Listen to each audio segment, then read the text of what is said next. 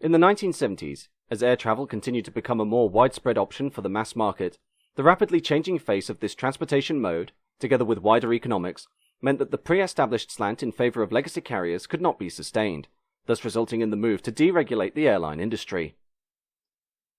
By freeing up the aviation market, what resulted was an exponential rise in passenger numbers and carriers as fares dropped, but was also the death knell to many of the weaker established firms as low-cost carriers swept in to undercut their market share, and nowhere was this more pronounced than in the United States. Air travel in America started shortly after the end of World War I, when, in 1925, the Airmail Act allowed the United States Postal Service to contract private air companies to operate the transcontinental mail routes that had previously been established by the US Army, thus giving rise to many of America's future legacy carriers, including American Airways, later to become American Airlines, the Ogdensburg Aeroway Corporation, which became Delta Airlines, and Varney Airlines, which would become United Airlines.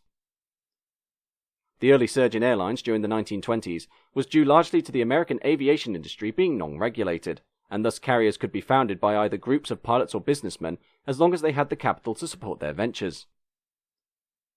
However, this abrupt rise gave way to inconsistencies among each carrier, and following a series of accidents, the US government intervened in order to improve and maintain safety standards, resulting in the Air Commerce Act of 1926, enacted by President Calvin Coolidge. As a result of the act, the Aeronautic Branch of the United States Department of Commerce was established to ensure a minimum standard of safety among airlines, including the testing and licensing of pilots, issuing certificates to guarantee the airworthiness of aircraft, making and enforcing safety rules, certificating aircraft, establishing airways, operating and maintaining aids to air navigation, and investigating accidents and incidents.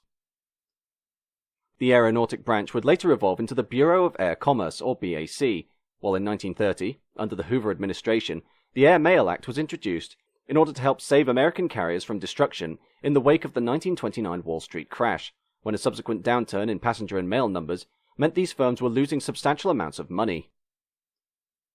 The Airmail Act of 1930, authorized by Postmaster General of the United States Walter Folger Brown, was brought in to essentially pay government subsidy to airmail carriers regardless of whether their planes carried mail or flew empty, and was ostensibly organized to ensure that smaller, weaker airlines didn't abuse the system by carrying junk mail on their flights in order to give a false illusion of carriage and therefore boost profits.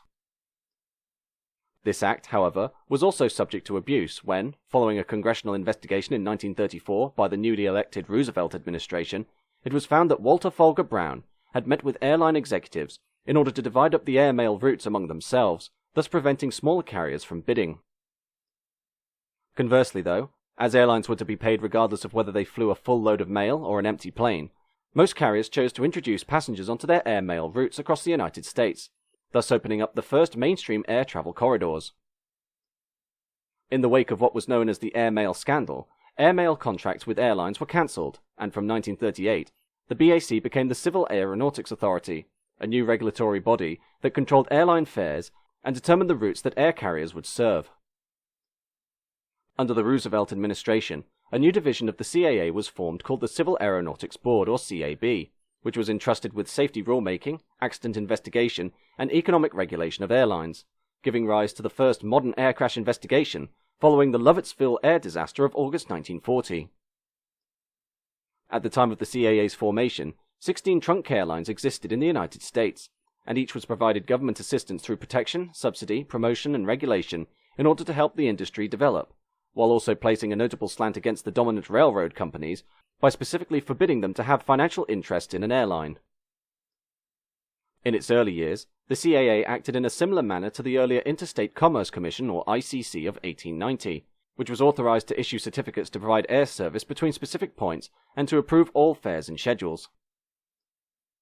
This remained the status quo for 20 years, when, in 1958, Congress introduced the Federal Aviation Act, which gave the CAA's functions to a new independent body called the Federal Aviation Agency, later to become the Federal Aviation Administration in 1967, thus transferring safety rulemaking from CAB to the new FAA, while also making it responsible for a common civil-military system of air navigation and air traffic control.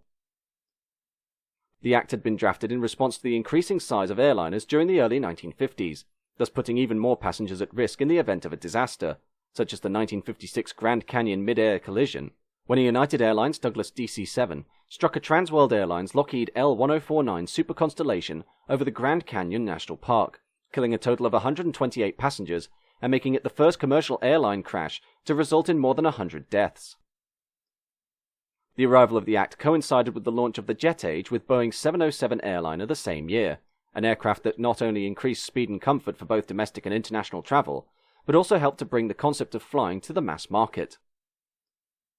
The problem was that with such severe airline regulation, the market was essentially monopolized by the 10 surviving airlines of the original 16 trunk carriers that had existed when it was first introduced in 1938, accounting for 90% of the American aviation market. While Congress and the CAB were content to leave regulation as it was, by the end of the 1960s, it was becoming very clear that, with the ever-expanding airline market, putting a stranglehold on the number of carriers that could operate profitably was both unhealthy to the industry and the passenger. With a lack of suitable competition within the marketplace, fare prices set by the CAB were entirely theirs to dictate, and therefore completely inflexible, especially as operating costs began to increase following the introduction of wide-body jet airliners like the Boeing 747, Douglas DC-10, and Lockheed TriStar. While wide-bodies could carry an exceptional number of passengers, especially when compared to the previous narrow-body 707 and Douglas DC-8, they were much more expensive to operate, and thus the trunk carriers were unable to raise prices easily, which in turn caused some to start making losses, TWA and Pan Am being prime examples. The CAB's attitude during this period was that airlines were seen as public utilities, with fare prices regulated strictly by the CAB, while the airlines were entitled to a 12% return on investment, but this percentage was based on the CAB's assumption that the airline would fill 55% of its seats at full fare and that every aircraft had the same number of seats. Without the ability to compete on price, airlines instead had to attract customers through on-board amenities and service, with rows of seating removed in order to improve legroom, while in some instances piano bars and social spaces were provided to give passengers a more luxurious feel. But the CAB fare regulations did not account for these individual airline configurations or specifications. Regardless, aside from the stagnating 10 trunk carriers, attempts by new airlines to enter into the American trunk air travel market were near impossible, as the CAB did not admit any new trunk lines after 1938, only permitting regional airlines, supplemental carriers, intrastate carriers, and air taxis. While airlines could apply for trunk status, the CAB had to provide a review of the applicant's suitability to join what was ostensibly a very exclusive corporate club, as was the case with World Airways in 1967, who, when they applied to run a scheduled service between New York and Los Angeles, was subject to a 6-year wait as the CAB debated the proposal, before eventually refusing their application on the basis that it was out of date. Even for those airlines that were part of the trunk services, attempting to introduce new routes was again a task fraught with difficulty, as, under CAB regulations, an air carrier that wanted to deploy its assets more efficiently would have trouble obtaining CAB authority to abandon a route, with Continental Airlines being subject to an 8-year wait before it could add a service from San Diego to Denver, only achieved following a suit to the US Court of Appeals against the CAB. Even cargo airlines were subject to regulation, with Federal Express and Flying Tigers Line both facing pushback by the CAB with regard to the operation of larger aircraft on their trunk routes. Therefore, by 1973, the situation was that the CAB held almost a dictatorial position over the American airline industry, even controlling what aircraft certain companies should be allowed to buy, as was the case for American carriers attempting to purchase the British-built BAC-111 regional jets during the 1960s, wherein the CAB barred carriers such as Bonanza Airlines from buying the type under the guise of requiring subsidies to operate a jet on their routes, but were happy to allow other airlines to use American-built jets, such as Douglas DC-9s and Boeing 727-100s, on the same operations. The CAB's grip on the aviation industry, however, was rumbled severely following the 1973 oil crisis, causing the price of fuel to spike and resulting in the worst economic recession since the end of World War II, meaning fewer passengers were flying. Exacerbated by capacity limitation agreements made with the CAB, wherein the latter would approve an agreement between 2 or 3 trunks on a particular route to limit the number of seats they would offer, by 1975, the trunk carriers were operating planes with load factors between 53 and 56%, while load factors on transcontinental routes were hovering at around 45%, resulting in the airlines making losses in excess of $100 million, or $483 million in 2020. Working on the basis of an earlier incentive for discount fares for certain passengers, such as youth fares, United Airlines, American Airlines, and TWA proposed to reintroduce discount fares in order to try and win back passengers, but the CAB, in early January 1975, promptly suspended all discount fares because United had proposed them in all its markets, only increasing support for liberalising fare regulation. In a panic, the CAB made matters worse by proposing to eliminate affinity charters at a time when they accounted for 40% of domestic traffic, 54% of US international traffic, and 80% of the supplemental airlines traffic, instead proposing to substitute more constricted advance booking charters, while also refusing to liberalise inclusive tour charters, which had been approved by the CAB in 1966, and thus introduced highly expensive fixed-period tour services that required customers to make at least 3 stops, stay 2 weeks, and pay a minimum of 110% of the published airfare for the entire route. The final nail in the coffin for the CAB and its hold on the regulated trunk airline market was due to the highly publicised success of intrastate carriers like Pacific Southwest Airlines, or PSA, and Southwest Airlines, these 2 carriers not being regulated by the CAB, and were therefore selling seats for much less than the regulated competition, the first seeds of what would become the low-cost carrier. With airfares skyrocketing and fewer passengers flying, intervention by the US Congress was inevitable, the government now unwilling to subsidise the CAB's trunk carriers using taxpayers' money in order to both undertake their day-to-day operations, but also to retrofit their fleet to meet new noise and fuel efficiency regulations ushered in after the oil crisis. After 40 years of airline regulation, in 1978, under the Carter administration, the Airline Deregulation Act was signed on October 24th, removing federal government control over fares, routes, and the market entry of new airlines, while also phasing out the influence of the CAB's regulations and eventually the CAB itself, which was disbanded in 1985. While customers supported deregulation, as it now meant that airfares could be priced to sell and therefore largely reduced, almost all of the airlines were violently opposed to the act, citing that allowing hordes of carriers to enter the trunkline market would impact on the overall safety of the industry through inconsistent practices similar to those in the 1920s, while also depreciating the value of trunk routes to smaller cities.